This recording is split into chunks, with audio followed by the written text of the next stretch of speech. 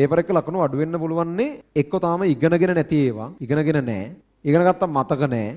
ඊට පස්සේ ඉගෙන ගත්තේ නැතිව තියෙනවා, මතක නැතිව තියෙනවා. අමාරුයි ප්‍රශ්න සංකීර්ණ ප්‍රශ්න. ප්‍රශ්නේ සංකීර්ණ නිසා සංකීර්ණ වැඩි ඒක. එම් වෙන්න පුළුවන් කියන්නේ අපි හොඳටම ඉගෙනගෙන තියෙන අපිට හොඳට මතක කොටසකින් එන අමාරු ප්‍රශ්නයක් අහන්න. ඉතින් පේපර් එකේ තියෙන්න බෑ ලංකාවේ පළවෙනියා දෙවෙනියා තුන්වෙනියා තෝරන්නත් ප්‍රශ්න. ඒතර සමහරක් වෙලාවට මේ අධීරයේ ඉන්න ඔයාට ඒ ප්‍රශ්න අයිති නෑ. ඒක ඔයාට අයිති වෙන්න ඔයා තව ටිකක් ඉස්සරහට යන්න ඕන. දැනට මේ ඉන්න අධීරයේ අපි හිතමු අපිට තියෙන ලකුණු 42යි නම් ලංකාවේ පළවෙනියා තෝරන ප්‍රශ්න පස්සේ යනකොට වඩා අපිට තව කරන්න වැඩ ගොඩක් තියෙනවනේ. ලකුණු 20යි නම් 30යි නම් තියෙන. ඒතර ඒ වගේ ප්‍රශ්න සංකීර්ණ වෙලත් ලකුණු අඩු වෙන්න පුළුවන්. ඊට පස්සේ නොසලකිලිමත්කම නිසා ලකුණු අඩු වෙන්න පුළුවන්. නොසලකිලිමත්කම නිසා සහ මේ ස්ට්‍රැටජි එකේ මොකක් කර අපි පාවිච්චි කරන ක්‍රමවේදයේ ප්‍රශ්නයක් නිසා එසේ වල ටයිම් මදි කරගන්නවා. ඒ වගේ දේවල්. දැන් සාමාන්‍යයෙන් මේකෙදි ඉගෙනගෙන නැති නිසා තියෙන ඒවා ඉතින් ඉගෙන ගන්න වෙනවා. වෙන විදිහක් නැහැ නේ ඒවා පුළුවන් වෙන්න.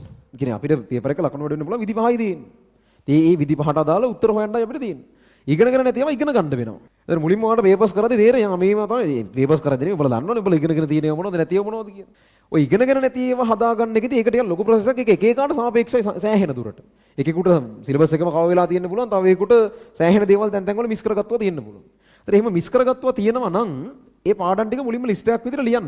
ඊට පස්සේ පේපර් එකට ඒ පාඩම් වල කොච්චර ලකුණු වෙන් වෙනවද? ඒ කියන්නේ ඒක බැරි නිසා ඔයාලට ලකුණු කීයක් අඩු වෙනවද කියලා හිතන්න. ඔයාලට හිතන්න ඕගනික් බෑ කියලා කියනවා කියන්නේ. කිලින්ම ලකුණු 24ක් ගන්න ඔයා කතා කරන්නේ. පේපර් වල ලකුණු එන්න විදිහක් නැහැ නේ. කුට්ටිය පිටින් 24ක් වත් නැත්. ඉනෝගනික් බෑ කියනවා. ඉතින් ලකුණු 22ක් ගැන ඔයා මේ කතා කරන්නේ. ඉතින් බෑ තමයි. බන්දන ලුයිස් වඳින්න බෑ. ලකුණු 7ක් හරි 8ක් හරි අවුරුද්දෙන් අවුරුද්ද වෙනස්. ඒ වගේ තියෙනවනේ චාලක රසායනේ බෑ. ලකුණු 7ක් විතර නෑ ඔයාට. ඔය වගේ ඔයාලට බැරි පාඩම් ටික හෝ අණු කොටස් ටික වෙනම ලියලා ඒවට අදාළව කොච්චර ලකුණු වෙන් වෙනවද කියලා බලන්න. ඊට පස්සේ ඉතින් ලකුණු වැඩිපුරම වෙන් වෙන එක මුලින් ඔයාලට කරන්න වෙනවා. දෙවෙනියට ලකුණු වැඩිපුරම වෙන් වෙන එක ඊළඟට මොකක් හරි විදියකට ඒක ස්ටඩි පැක් විදියට වෙන්න පුළුවන්. රැපිඩ් රිවිෂන් එක වගේ ඉස්සරහට කරනවා නම් එහෙම වෙන්න පුළුවන්. මොකක් හරි විදියකට ඒක කරන්න වෙනවා. ඒ ඉගෙනගෙන නැති ඒවා කෙරිලා නැති වැඩ ඉතින් වෙන ඔප්ෂන් නැහැ. කෙටි ක්‍රම නැහැ ඒවට.